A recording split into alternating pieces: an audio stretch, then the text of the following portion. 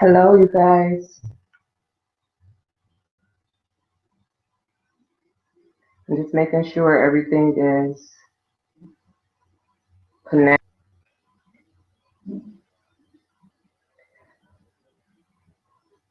And if you can, let me know who's online. Don't use your last name though. Use your first name and your initial.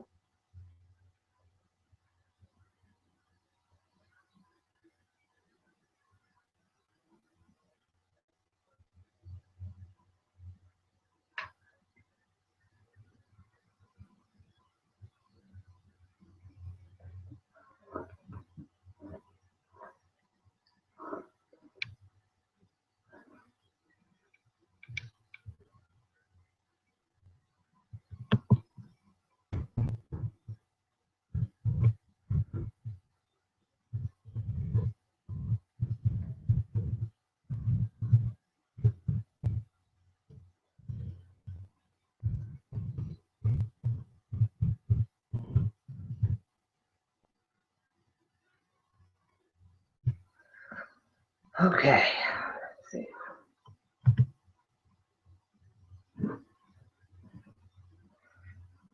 Oh.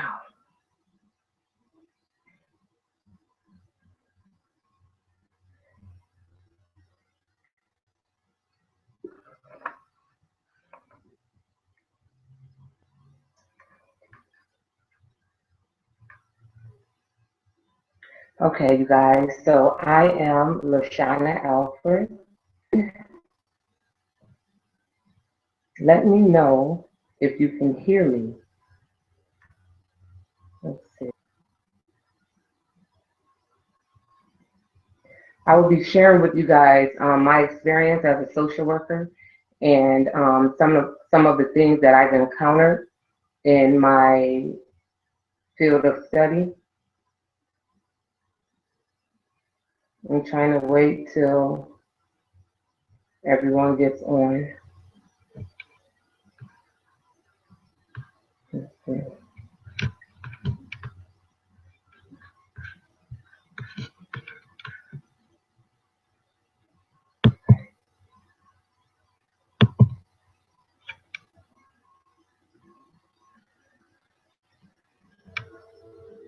Okay.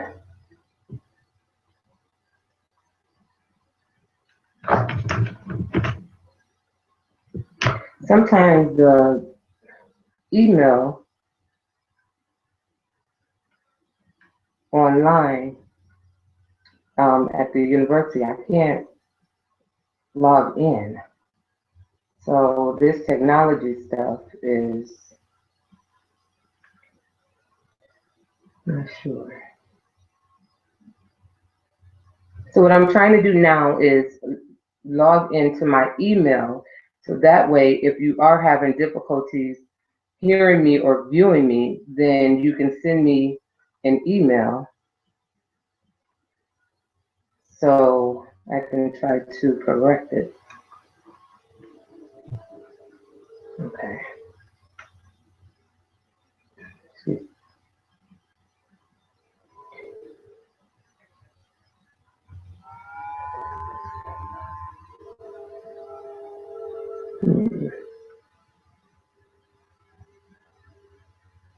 Okay. I know. All right, so we have 7. Hey, you guys, welcome, welcome, welcome. I am going to now keep in mind because this is a live video, maybe people who are viewing it be in your class. So I was trying to figure out different ways so you guys can actually see me. I thought you did a great job on your videos. I know with technology you ran into different type of complications and difficulties, but nevertheless, overall you guys did an excellent, excellent job. It allowed you really hear your heart, engage your passion and your readiness to work. Some of you talked about how the social work field, we're literally juggling lives in our hands. And I take that serious, and I also take it literally. And with the opiate epidemic, we need individuals who's going to be serious working in this field. We have veterans that's committing suicide, struggling with PTSD. And so we need individuals who are going to be passionate about social work and the population that they're working with in order to work with these individuals.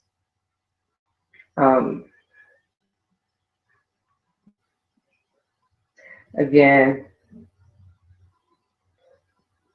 it's loading, and I'm trying to see how many are going to make it on the air before I really get into everything I want to share with you guys.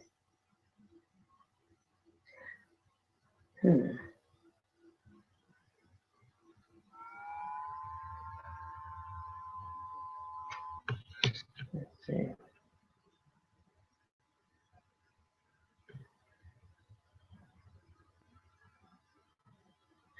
All right.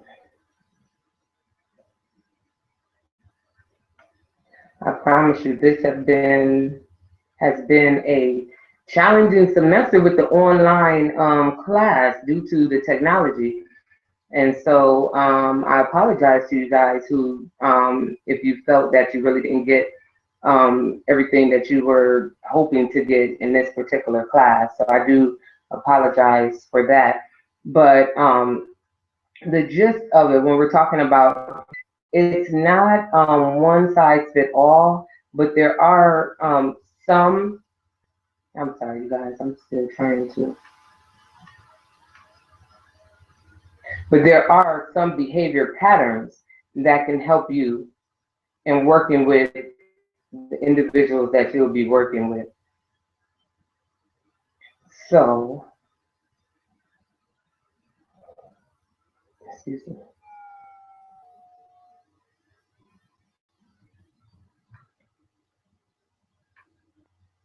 Let's see. If this, if it's too complicated to really get this up and going, I'll just flow. But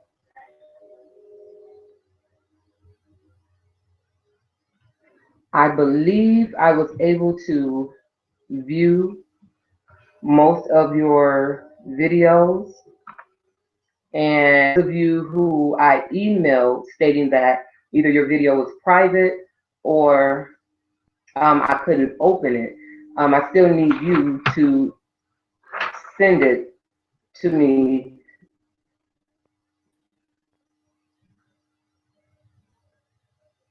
Thank you for sharing your experience from childhood, relational things that led you into the field of social work. Thank you. The video is interesting and heartfelt.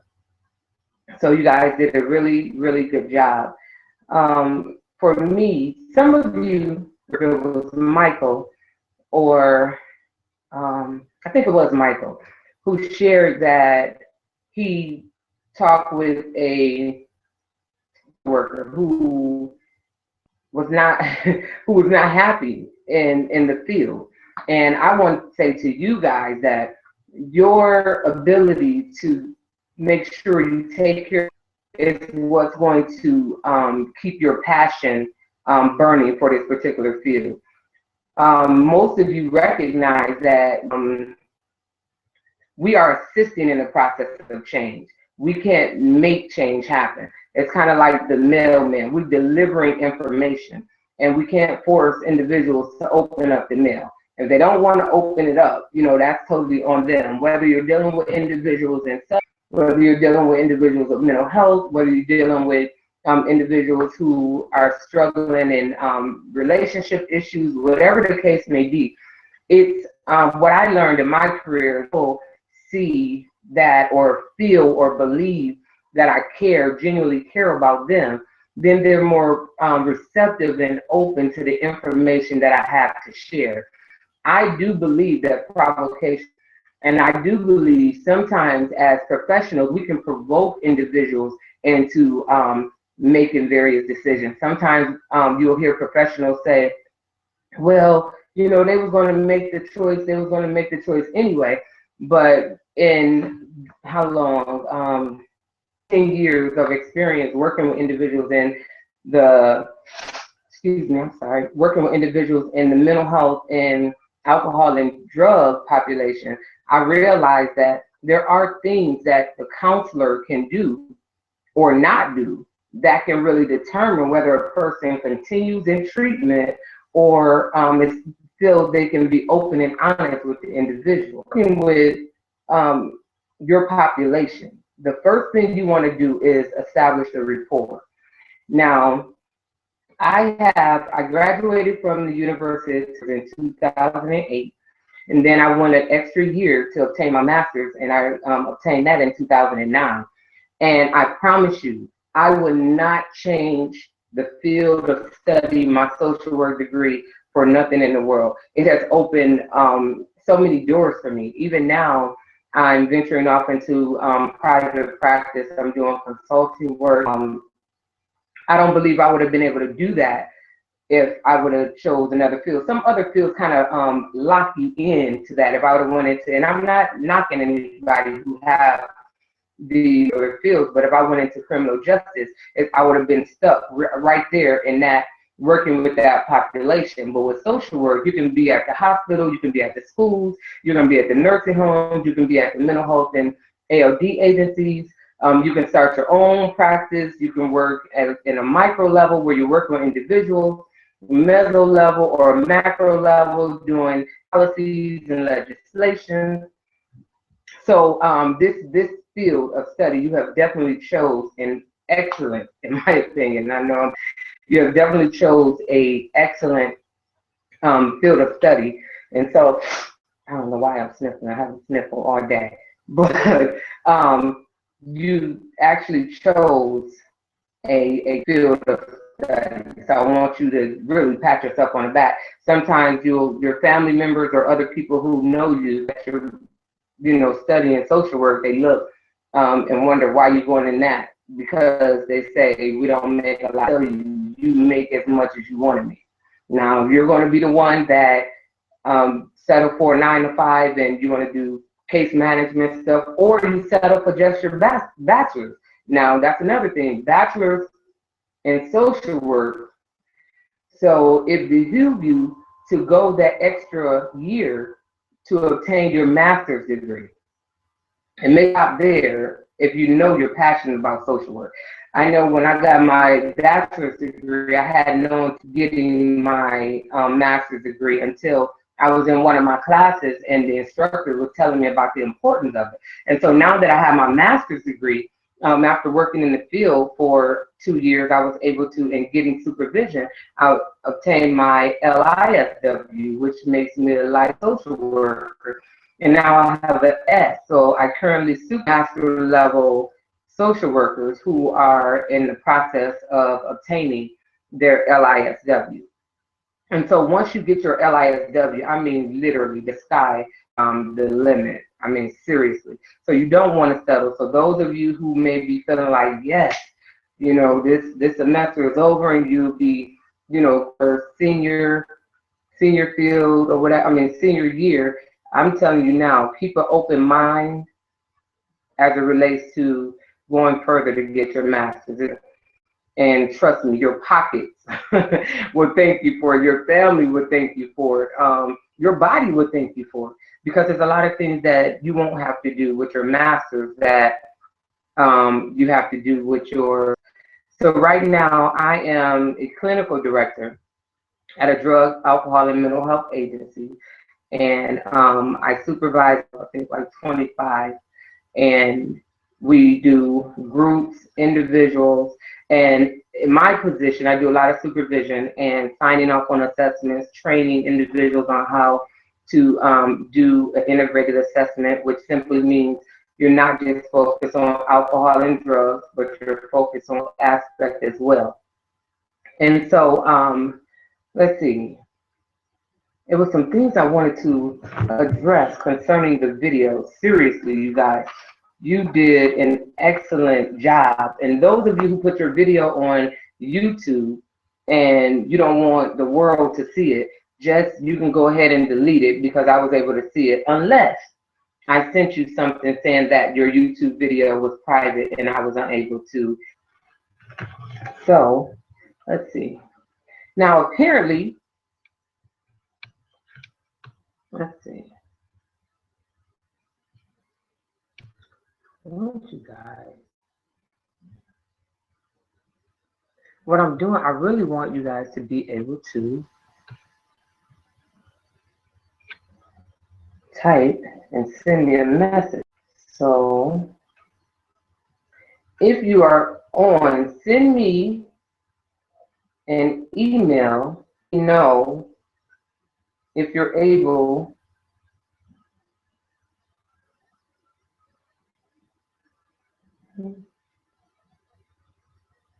send me an email to let me know if you're able to view me well and if you're able to hear me. Those of you who are in my class. So I have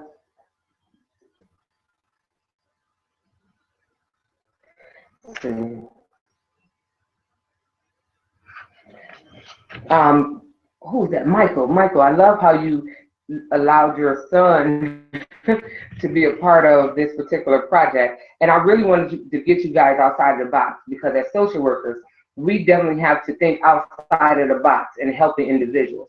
I promise you, not a cookie cutter method in assisting individuals with changing their lives. Let's see. Okay. I promise you, this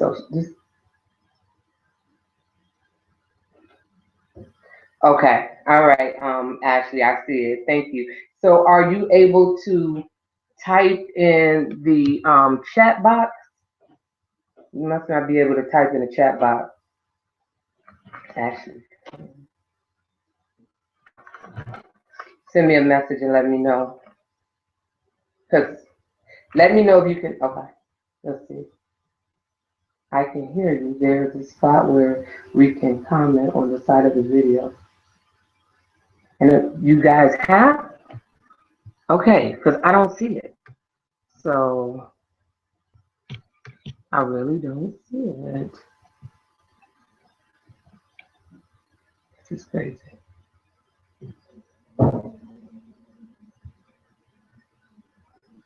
Okay. So Ashley, no, this is Lauren. Hey, Lauren. Excellent job, dear, on your video. Great job. Okay, listen. I need somebody to be because I cannot see what you guys are typing on the side. So I don't know. This is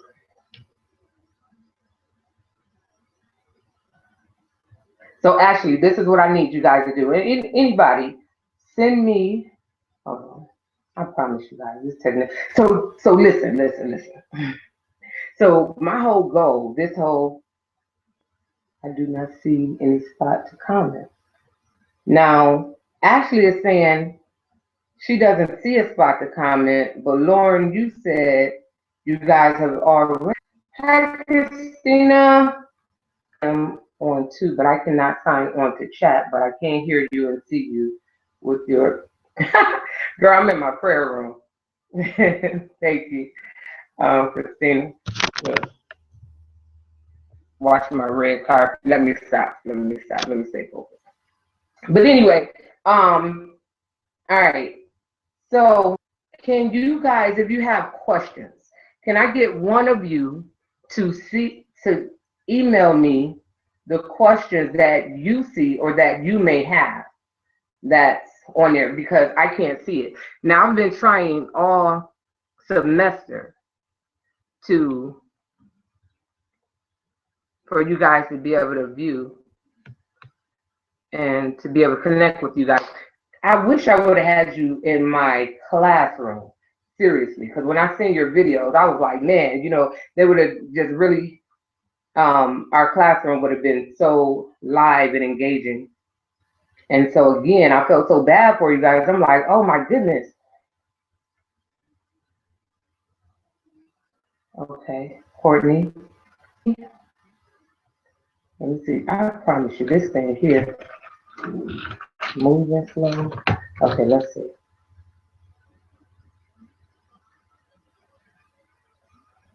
Oh, so you also see that chat box. So Courtney, can you type in there? Is it allowing you to type in there in the chat box? Apologize, you guys. If not, we're just gonna have to move forward.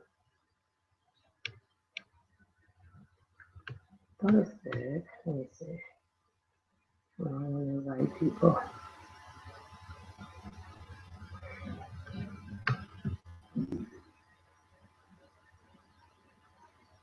Okay.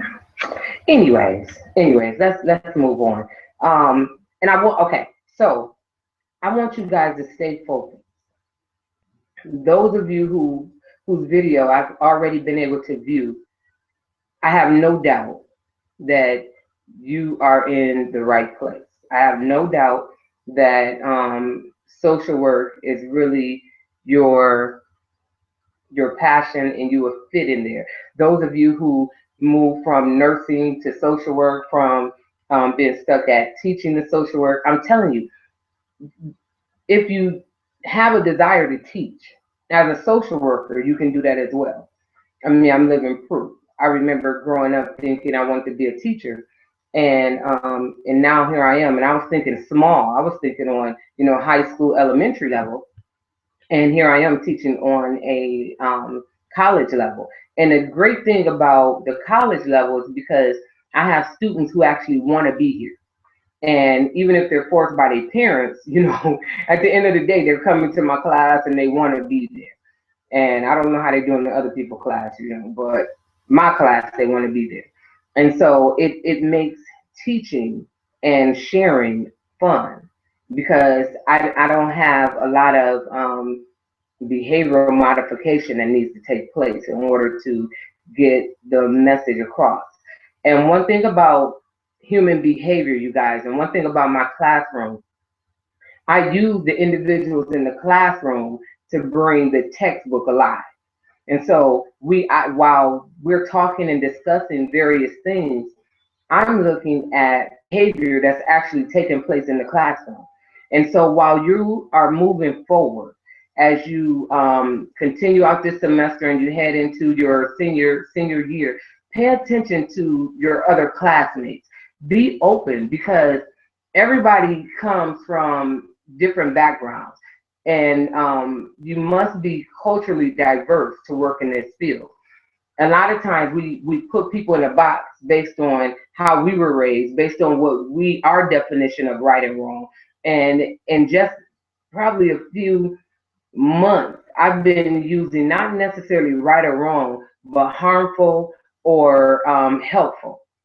When you use that with clients, it brings to light, it kind of brings to light the situation that's going on. Okay, because a lot of people don't want to be wrong. When we're talking about humans, we don't want to be wrong. So when you look at a situation, when we're talking about substance use, I ask the individual, okay, you using, is it harmful or is it helpful as it relates to you either obtaining your children back, getting your job back, moving forward in your life? Is it harmful or is it helpful? And when they look at it in light of those scenarios, then they can really look and process and make a clear judgment based on where it is they desire to go in life. I've had individuals, young babies, who died, whether it was overdose or suicide. And for me, it's kind of hard. For me, I had to make sure I'm supervising my clinician and helping them recognize, what, it's not your fault. But then I helped me realize that, what, that's why I give all that I have. So if something happened, I won't blame myself because I know I gave you all that I had. I know I wasn't judgmental. I know that I was open. I know that I gave a listening ear. I know that I shared my experiences. And sometimes people, I only do self-disclosure when I believe it's the individual that I'm working with. Don't do self-disclosure to glorify you. So if you have, hi Troy, let's see. So if you have, I get easily distracted, I tell you.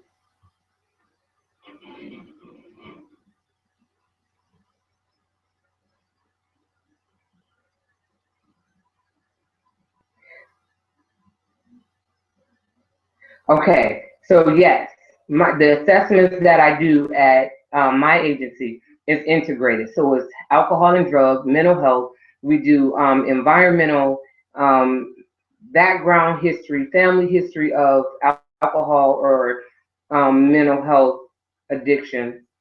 I'm sorry, alcohol or drug addiction and mental health issues. So it's a full integrated assessment, and it normally takes around 90 minutes. Mhm. And so if we find that an individual has financial needs, then I link them up with a case manager. So everyone that comes to our agency, they have a counselor and a case manager. And the case manager helps them with things like finances, nutrition, linking them up with shelters or low-income housing. And then the counselor actually dealing with their, excuse me, and behavior. Let's see. And Troy, you already doing it. I mean, you are already doing your feet, your body actually is already in the water. I appreciate your video, and I don't know if you were on earlier, Troy, but I shared that if you did do a YouTube video and you don't want the world to see it, you can delete it after from me. And I do believe that I commented on your video. Excellent, excellent, excellent. I appreciate you doing in the field of social work. Okay. Okay, so Troy is on YouTube, but you have to have an account with YouTube. Okay, let's see. Hold on, Kelly. I need to see what you said. Hmm.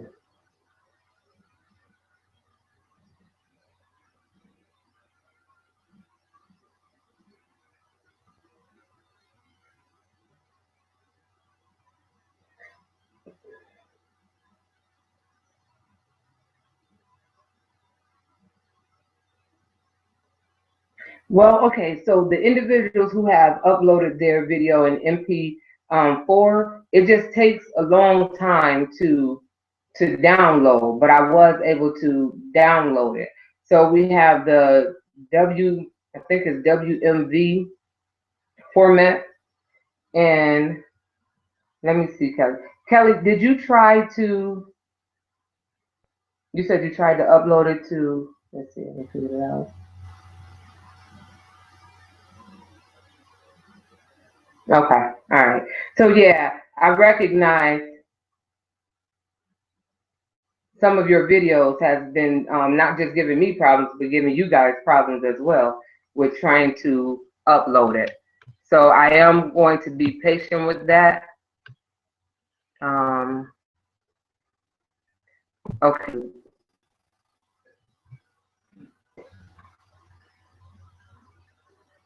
I'm looking at Lauren, but let's see.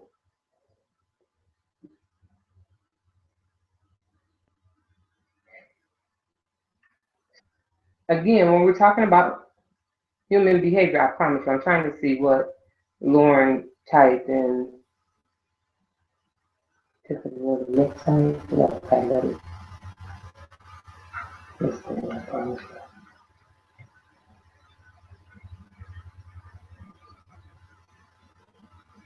you. Pay attention to the behaviors amongst your peers and understand that it's always something underneath it. Like, okay, so you don't know if the person that's in class with you are struggling with, oh yeah, Troy. I like it too, dear. Yeah. Yeah. Um, okay. Listen, who is it? Heather? Let your field instructor know and get in contact with me. They know where I work.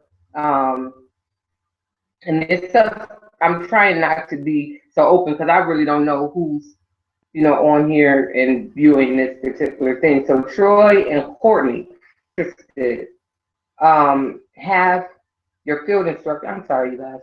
And I've been, seriously, I got home today at 8:30 and trying to get prepared for this video, but I was literally at work when I got this morning. But anyway, ask your field instructor to link you up with, and let them know I told you to tell them, because sometimes they ask me, and at the time I'm not sure we're able to have interns. Okay. Lauren, I'm still trying to open yours to see what you're saying it looked like. This technology, man. So, okay. Oh, so what I was saying, look at or pay attention to the students, your other peers. And it's very important that your behavior is one that is courteous, respectful, because you don't know what the person that may be sitting next to you in your classroom is going through. Some may be going through breakups, and just because you went through a breakup and you got over it real easily, doesn't the person sitting next to you will be able to get over it as easily. And so you don't know if they experienced a death in the family. You don't know if they found out they were pregnant, or whatever the case may be. That's why it's important for us as social workers to keep our character and our behavior intact.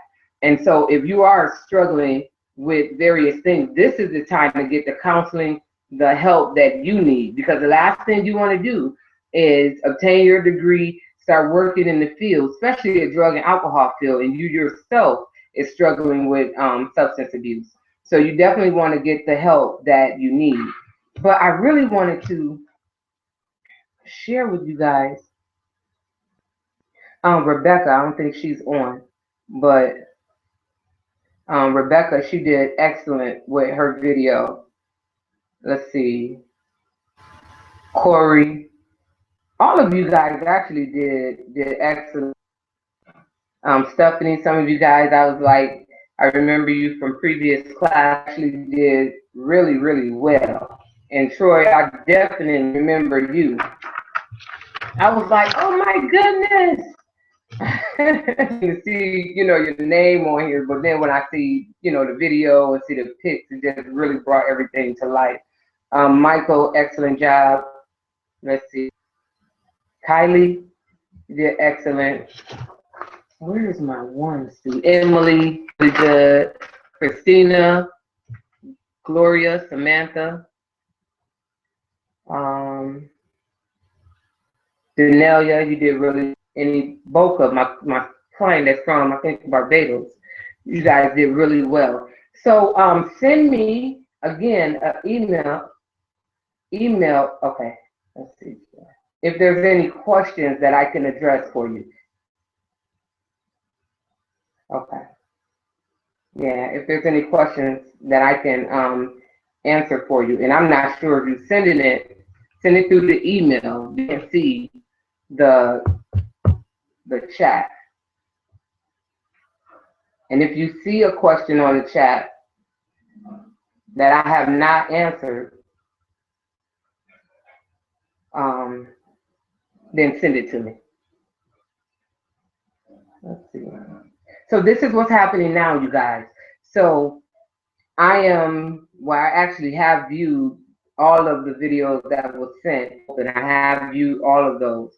And so by the weekend, or no later than by the weekend, you will have your points and everything Blackboard, and your grades uploaded by the middle of next week, just to see if I see any emails that's coming through. And so, let's see.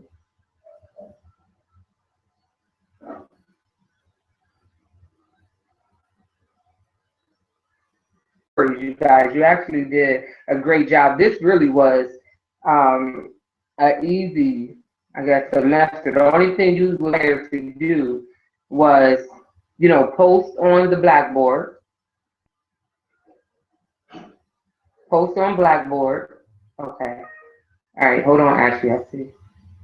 Hold on.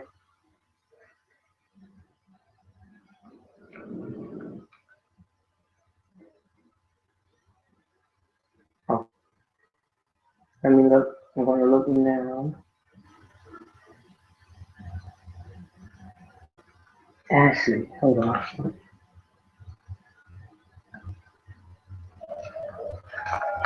Sorry, guys.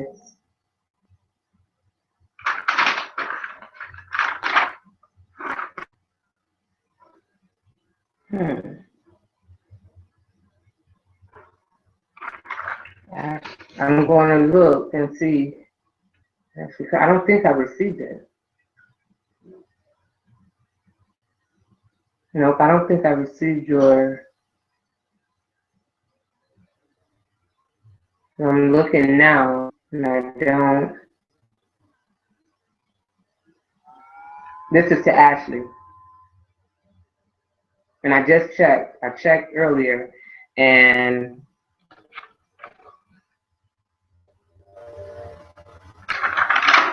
so, Ashley, I need you to resend it. Try to resend it, because I don't see it. I don't have it. No. Yeah, I don't have it at all. So basically, if you participated in the group discussions, and you submitted the assignments that were due, you completed the video, then you really shouldn't have any problems with the points necessary to receive an A in this course. So let me see. Ashley, did you try to Blackboard as well? Let me know if you tried to.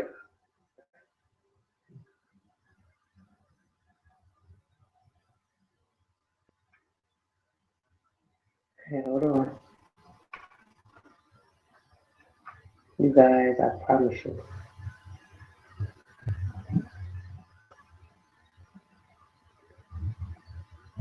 Okay, so now it's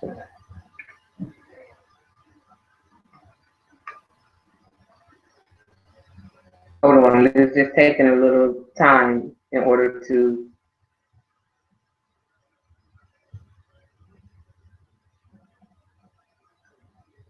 Is that?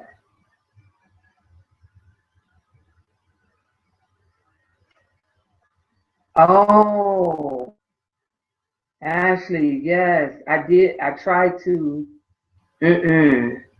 No, it won't let me open that. So see if you can save it.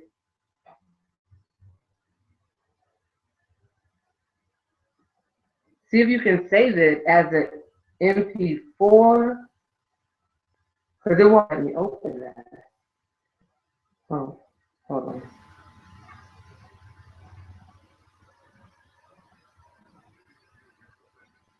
Okay. Yes, sure. I see that. Just give me 1 second. Okay. All right. I like that. I like that. So Troy is asking me to explain a little bit about an average day at my agency and give you guys some examples of tough cases in my agency. So All right. Up at 8 o'clock in the morning, and I have 4, 6. I have 8 clinicians,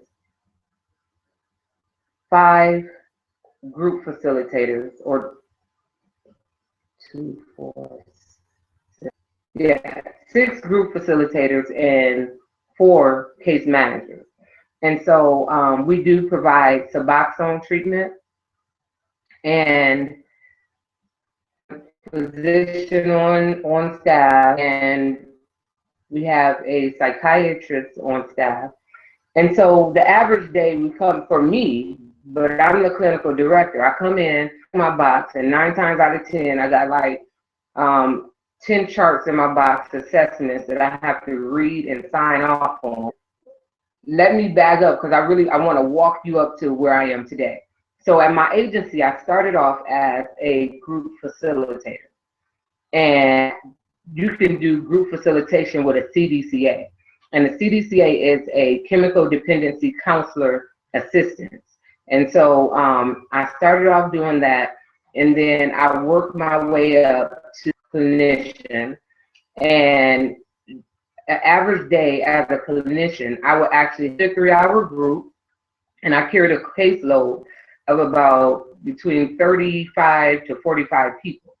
And it was my job to manage that caseload. It was my job to make sure I'm meeting with individuals at least twice a month, and have IOP groups and NIOP groups. The IOP groups are 3 days a week, 3 hours each day, and the IOP groups are 1 day a week, 3 hours each day. We also have a marijuana group, and that focuses strictly on individuals who have a marijuana. That group is like an hour and a half. And we used to have all our groups together, but what we found is that when individuals who sell marijuana, they would minimize the impact that their substance use, their marijuana use had on them, because it didn't impact of someone who may be addicted to cocaine, even alcohol, or addicted to heroin or any other opiate, and actually separated so we can really focus just on the individual, that particular substance, and help them see how marijuana use for them, it has and is impacting their lives. And so, and it was a difficult time with some of the clients, because if they're on probation because they didn't pay their child support, they're not connecting the dots with support and marijuana. They're looking at it like, okay, I shouldn't have to stop smoking marijuana. All I need to do is start paying my child support. And so that was a difficult transition. Let's see, in a group setting, it's very important, facilitator, to be able to manage the group. And so if you have 2 people who you know are in conflict, facilitator, your presence have to be one where they respect you enough that they won't disrupt your agency, your group. And so a challenging day, let's see. Seriously, I really won't call it a challenging day for me, seriously, is when I come to work and I hear that one of my clients overdosed or they committed suicide. That's really challenging. Other than that, I really don't have, because I just have this ability to drill down if they are enraged or having difficulty either with their counselor, not understanding why they can't get their Suboxone script or whatever. And so that really hasn't been a challenge for me. The only challenge is, earlier on in my career, I was working with youth, and one particular youth, he had nowhere to go.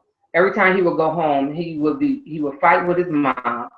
And I remember driving, and I remember being in tears trying to figure out, how do I help this individual?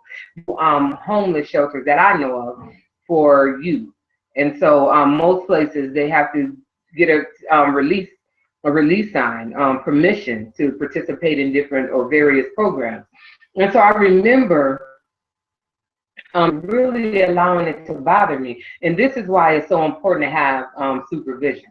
Because at that time, I called my supervisor, and it was one thing she said to me now.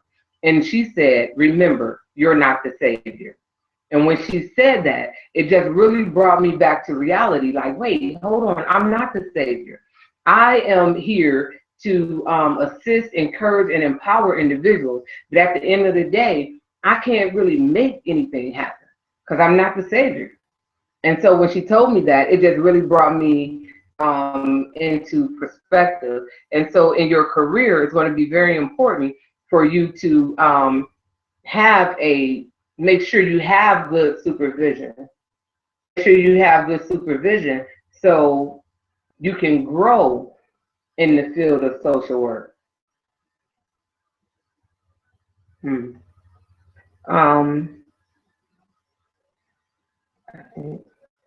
Actually, the picture failed to upload or something, so I couldn't see the picture. But anyway, and so it was very important for me because some people working in agencies, they don't have that supervision. So I'm saying to you, no matter where you go, you definitely want to have a supervisor who have been where you are. That part will be challenging when you're giving, because we say stuff like, I want to go in social work because I want to help people, right? But then you giving and you giving and you giving all that, you realize that, or at least appears that individuals are not being helped. Even in those times, I want you to still be encouraged and know that you are doing a great work. I had an intern who came on, and I ended up hiring him.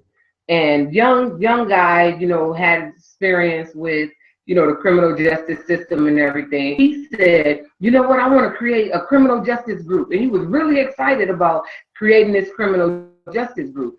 And so he created a criminal justice group between the ages of 18 and so when he got the individuals in there, and he thinking everybody was going to receive him because he's been in the system and, he know what he's talking about, and he got out of it. And when he got in there, they looking at him like, dude, I don't even want to care about your life. And it really crushed him because he's looking at it like, man, and okay, I see the video kind of doing something. But he was looking at my heart in it. I got lawyers coming into the class. I'm, going down and advocating for you guys. And then you come into the group and you act like you don't care. And I had to help him with that. This is the part of the supervision. I had to with him.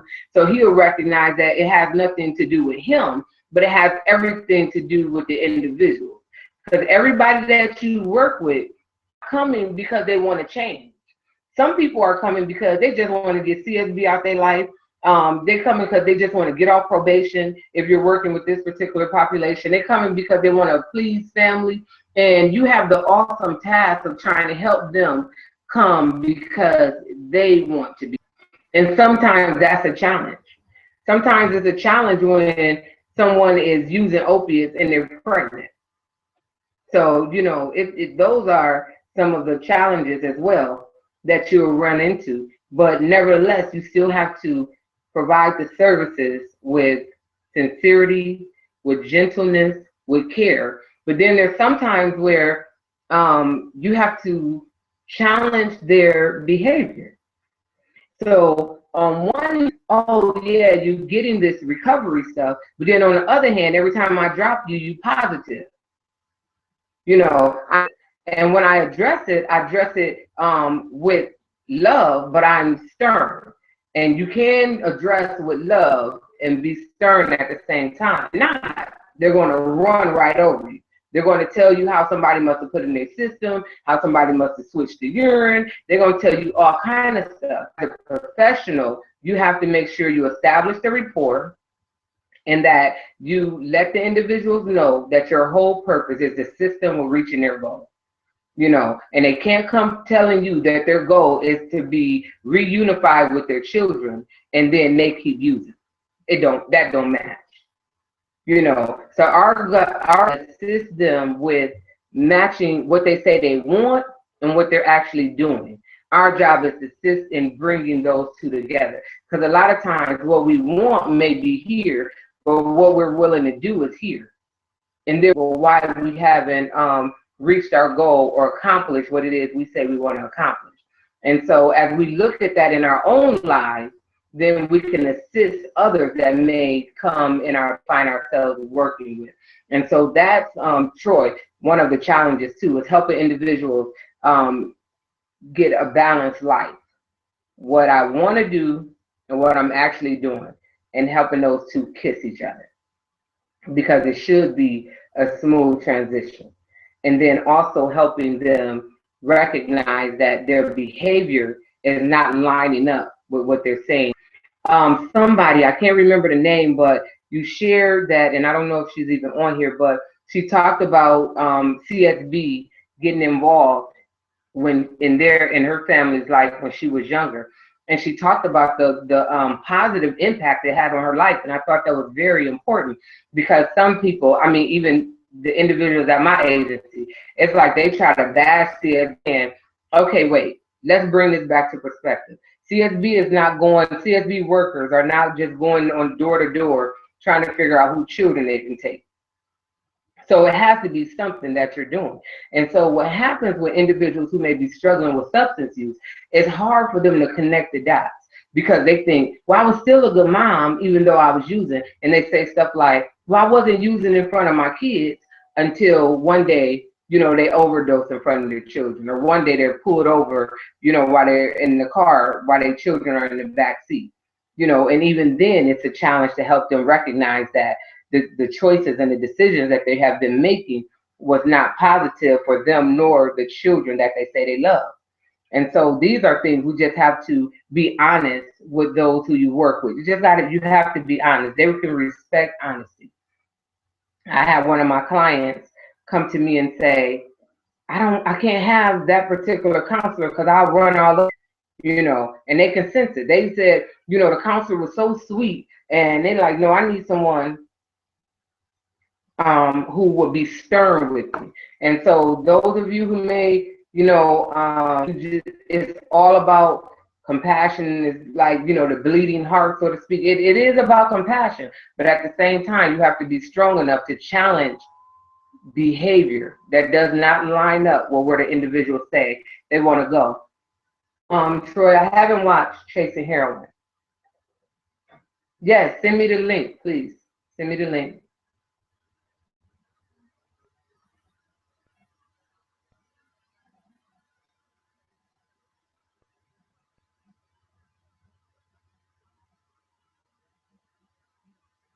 Okay.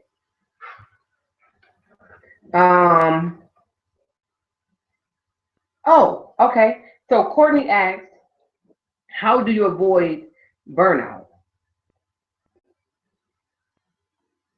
Not let me. Oh, okay. So she asked, how do you avoid burnout working in such a challenging field, and also not allowing your clients' overdose or suicide affect you personally by taking it home with you? Okay. All right. So I avoid burnout by setting boundaries. And in this field, depending on how good you are, people will pull you in all different directions. And I made up in my mind that I will not take work home. I don't bring work home. I don't bring the clients who may have committed suicide or overdose. I don't bring that home. And the reason why I don't, I believe, is because I've accepted the fact that these things are happening. And I accept the fact that I have another, okay. So the young lady who just recently allegedly committed suicide, her counselor was like a wreck, seriously. And she had a client in the waiting area waiting on her. And so I had another counselor see her client, and then I processed with her. And so at the end of the day, and please don't take this wrong, but at the end of the day, she can't do anything about the client who is gone. Now she has to focus on the client who's sitting out there in that waiting room at the end of the day. I mean, because what is she going to do with the person who's gone? And if she can't pull herself together, then she take a chance on losing another client who really needed her at that time. But because she allowed herself to get wrapped up in one particular client, she wasn't effective with the other 60 or 70 some people she has on her caseload. And so, again, for me, it's keeping the main thing, and keeping things in perspective, recognizing that this field that I'm working in, people are dying every day, whether it's overdose or suicide. This thing called depression, you guys, if you have not experienced it and you haven't talked to someone who has experienced it, is very strong. It's very strong. And that's why I try to practice living a life of, how can I say this? I live so that my life and my presence will encourage others, if that makes sense. So even on my job, it's like I'm constantly letting the individuals that I'm here and that that I care. And so, yeah, but so far, but let me share this with you. The girl who committed suicide, she was in my women's group. And okay, you guys, hold on. I'm like, hold on one second.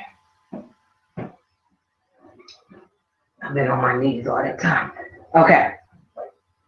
So the girl who committed suicide, she was in my women's group. And when it happened,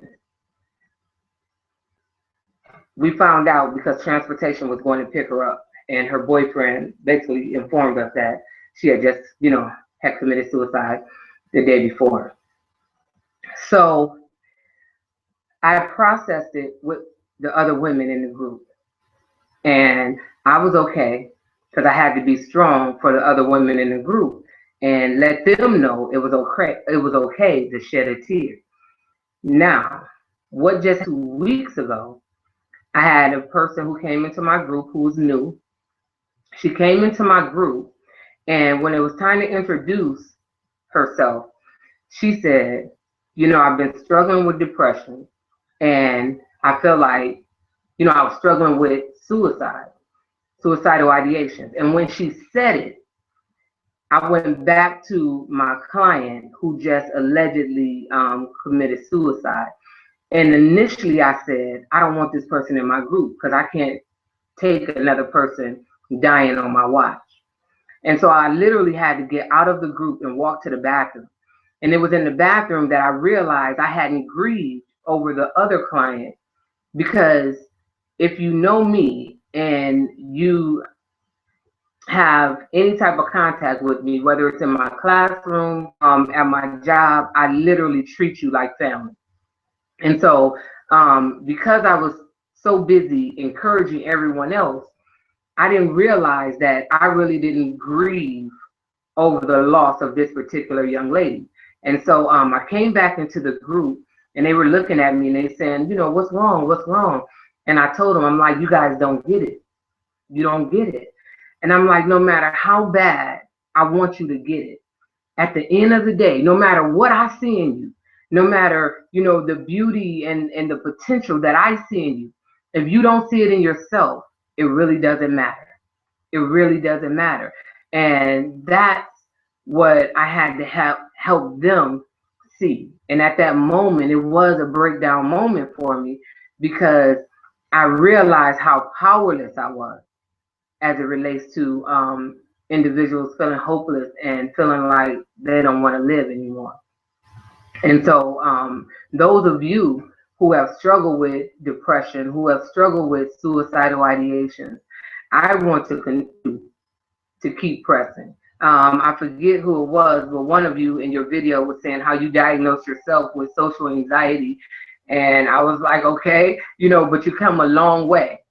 And I want to encourage you to keep fighting, keep fighting. Um,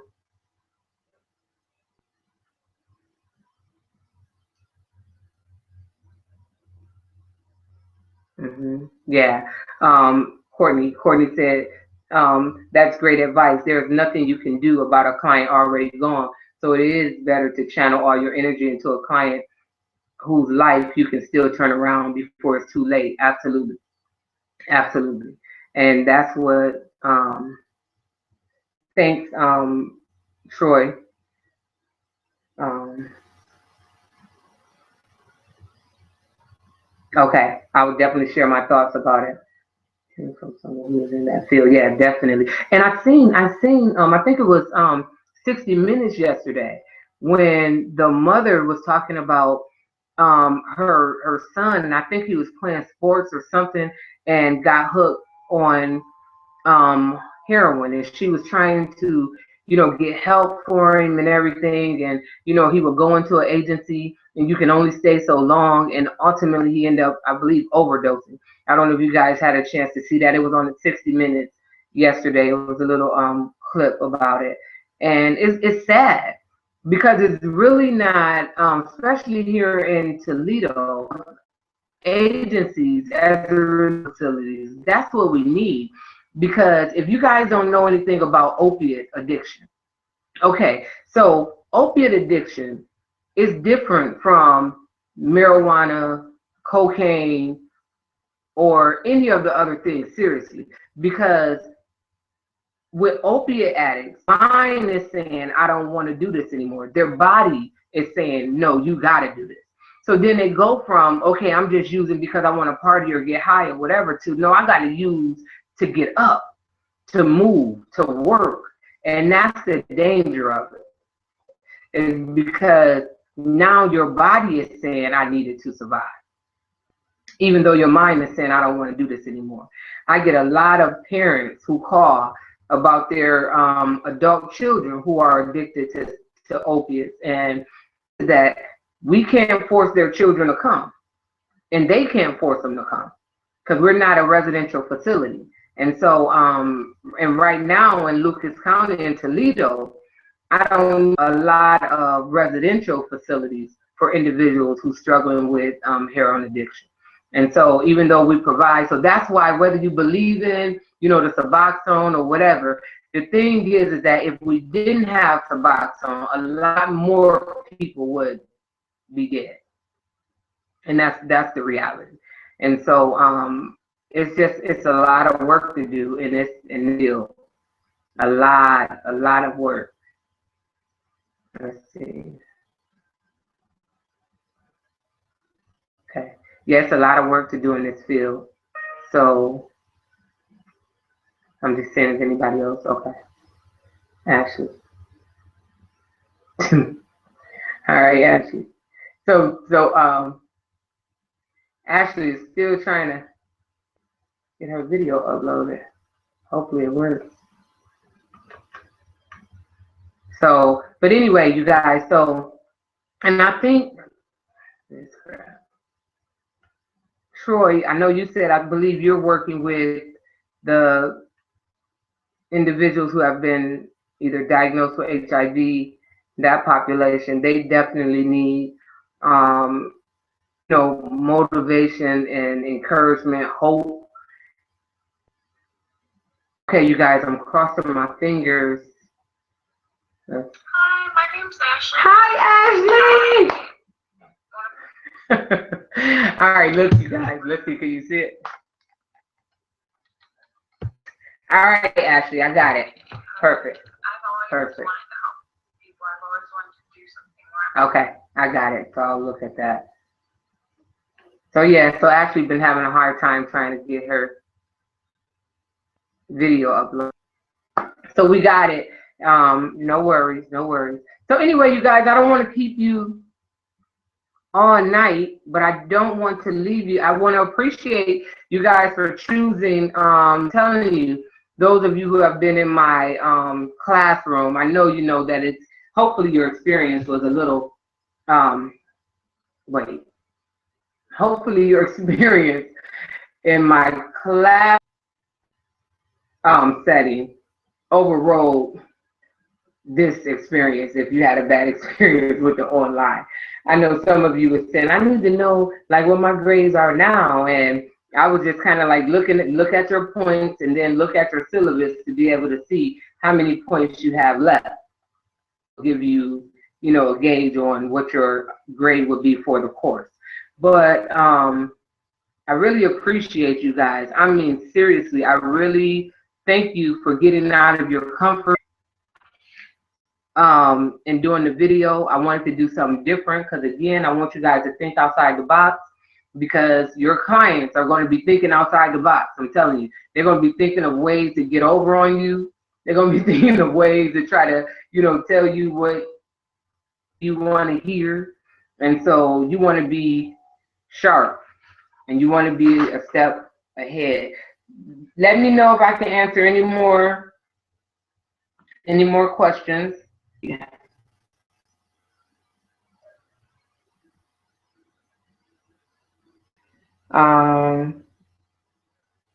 Cassandra. I don't know if Cassandra is on, but I never got a video. So if you're on, I never got a video. Let's see. All right. Okay, you guys, let me know if there's anything else. Again, those of you who sent email to Courtney, Ashley, Troy, thank you guys. Kelly, Lauren, appreciate you guys for taking the time to come on. I know some people work late. Oh, let's see. Christina. Okay, so thank you guys for coming on. Just let me know if there's any other questions or answer for you. And just, I guess the best advice that I could give you as a worker, and if your goal is, if one of your goals is able to make ends meet and provide for your children, I'm telling you, you have to think outside the box. Don't allow, that's the other thing. I'm sorry, let me back up. When we're talking about burnout, sometimes you can get stuck. So just say if you go into the substance abuse field and you start getting tired, listen to your body. Listen to, you know, your emotions. If you I'm not grieved going to work. Getting grieved going to work, then I know it must be a change that needs to take place. And so right now, I'm literally going from a full-time clinical director to doing contracting work. And so I'm starting my own private practice, but that's just me. You know, I'm kind of like, you know, I'm outside the box. I always look for ways to help individuals, and I know that I can reach. And so I don't stay locked and loaded inside of my agency. I have to get out there and reach individuals, because I remember stating that when I first came into social work, I wanted to reach as many people as possible in a to help them and reach. And so the one thing, I guess, is the wisdom that I can share with you that I've gleaned in my field is that those who are tenacious, creative, those who will work the work, walk the walk, will be promoted. If you're waiting on someone to tell you what to do, you're not going to be a good candidate to be promoted. That's not going to happen. And if you settle with just having your bachelor's degree, unless you open your own business and have someone else run it, other than that, you'll find yourself just doing more case management stuff.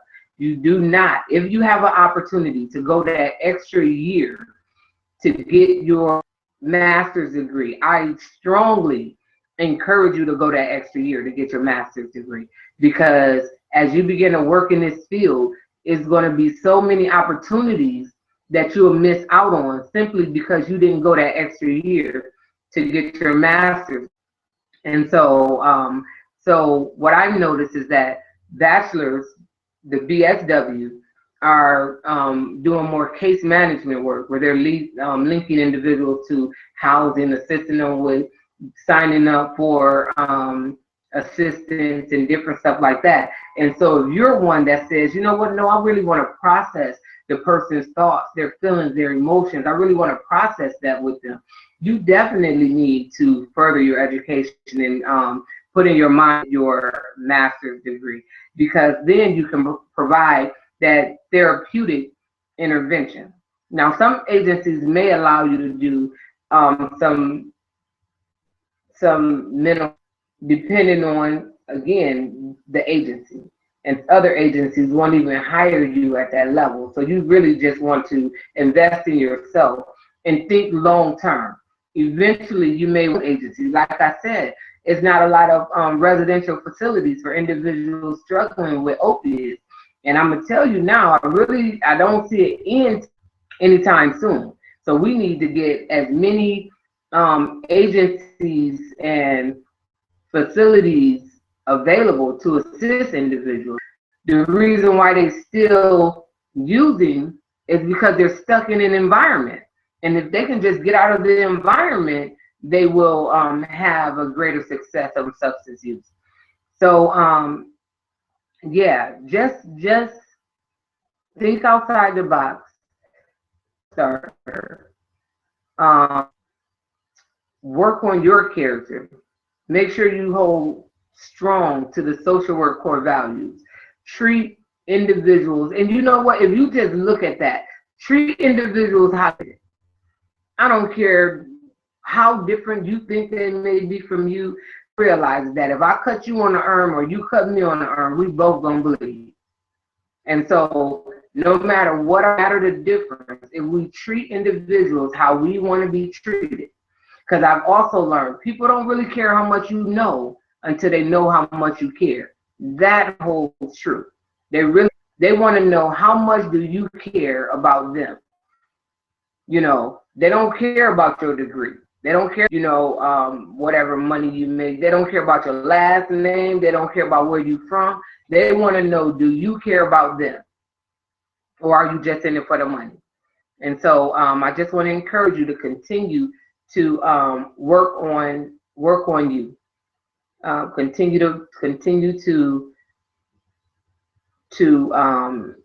use the skills that you've learned so far in your own life, in your own relationships, and know that you chose a good field. I promise you, I wouldn't change it.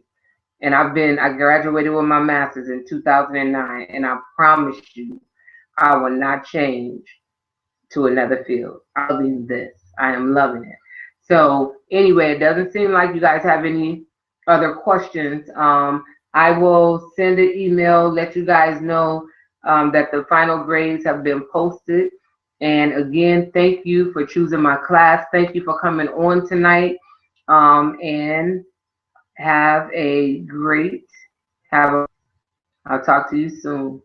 Thank you.